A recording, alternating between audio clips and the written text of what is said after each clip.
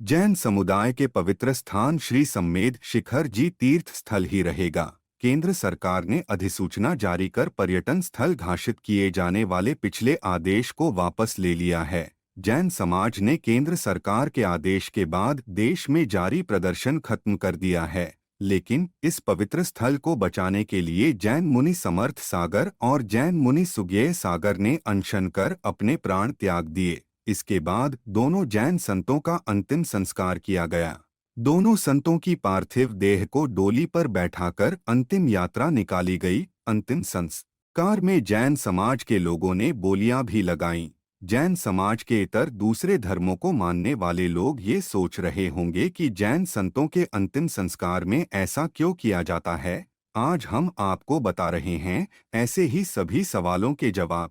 जैन संतों के प्राण त्याग करने के बाद अक्सर हम सुनते हैं कि उन्होंने इसके लिए संथारा या सल्लेखना किया था। सबसे पहले जानते हैं कि सल्लेखना या संथारा क्या है। सल्लेखना या संथारा अंतिम समय को नजदीक जानकर जैन संतों या मुनियों द्वारा अपनाई जाने वाली एक पवित्र प्रथा है। दूसरे शब्दों में समझें तो जब जैन संतों को लगता है कि उनकी मृत्यु नजदीक है तो अपनी इच्छा से भोजन और पानी का त्याग कर देते हैं। इसे अपनी इच्छा से मृत्यु का वरण करने के तौर पर माना जाता है। इसे जीवन की अंतिम साधना भी कहा जाता है।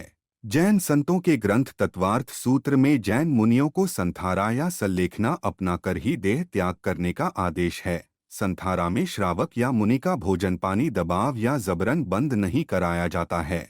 संथारा में संत या मुनि या श्रावक अपनी इच्छा से खुद ही चरण दर चरण भोजन पानी बंद करते हैं। जैन ग्रंथों के मुताबिक संथारा या सल्लेखना में जैन मुनि को नियम के आधार पर भोजन दिया जाता है, फिर धीरे धीरे बंद कर दिया जाता है। इसके बाद जैन मुनि प्राण त्याग करने तक भोजन ग्रहण नहीं करते हैं।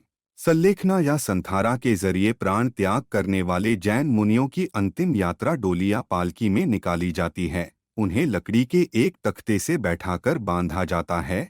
उनके हाथों और पैरों की स्थिति प्रार्थना की मुद्रा में रखी जाती है। दरअसल जैन धर्म ग्रंथों में संतों के लिए मृत्यु को पाना भी साधना का ही हिस्सा कहा गया है। इसलिए उन्हें साधना की अवस्था में यानी पद्म आसन की अवस्था में बैठाकर तख्ते से बांधा जाता है। जैन मुनियों की अंतिम यात्रा में समाज के लोग बोली भी लगाते हैं। इसमें समाज से जुड़े लोग दायां कंधा लगाने, बायां कंधा लगाने, गुलाल उछालने, सिक्के उछालने और अग्नि संस्कार समेत कई दूसरी बोलियां भी लगाते हैं। इसमें से कुछ के लिए बोलियां करोड़ों रुपए तक में जाती हैं। काफी लोगों को अंतिम संस्कार में बोली लगाने को अजीब मान सकते हैं, लेकिन जैन समाज के लोग अंतिम संस्कार के हर चरण में बोली लगाकर सामाजिक कामों में अपना अंशदान देते हैं। बोली के जरिए इकट्ठे होने वाले धन का इस्तेमाल मंदिर निर्माण, गरीबों के कल्याण समेत कई दूसरे सामाजिक कामों के लिए किया जाता है। अंतिम यात्रा के बाद जैन मुनियों की पार्थिव देह को भी हिंदू परंपराओं के जैसे ही मुखाग्नि दी जाती है। इस दौरान जैन मंत्रों का उच्चारण किया जाता है। इस दौरान तीर्थंकरण और मुक्तात्माओं का स्मरण करते हुए मृतात्मा के आध्यात्मिक उत्थान की कामना भी की जाती है। दाह संस्कार के बाद श्रावक की अस्थियों को नदी में विसर्जित किया जाता है। वहीं जैन संतों या मुनियों की अस्थियों के विसर्जन की परंपरा नहीं है। अगर किसी संत की समाधि बनाई जाती है तो उनकी अस्थियों को कलश में रखकर जमीन में गाड़ा दिया जाता है और उसके ऊपर समाधि बना दी जाती है।